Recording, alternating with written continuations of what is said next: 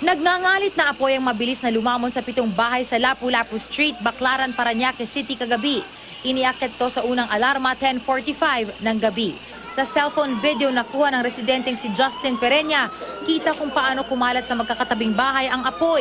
Walang naisalbang gamit ang karamihan sa mga residente, pero mabutit walang nasaktan o nasugatan. Natutulog na ako, buti sa baba lang. And then ginising ako, kanya may sunog. So paglabas ko dun sa garahe, nagliliyab na yung bubungan. So pasok ako, kinuha ko na lang yung susi nung kotse, nilabas ko siya. Tapos wala na kaming naligtas, sunog lahat.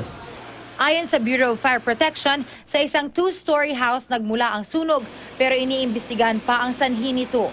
Nadamay sa sunog ang 6 pang bahay na katabi nito. Karamihan, wala na halos natirang mapakikinabangan. Nasa 20 pamilya ang apektado. Tinatayang nasa 50,000 piso raw ang halaga ng mga natupok na ari-arian. Wala naman pong naulat na nasugatan o nasaktan sa insidente ito.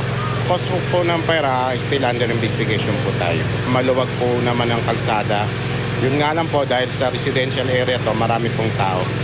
12:29 ng hating gabi nang ideklara itong fire out. Isay Reyes, GMA News.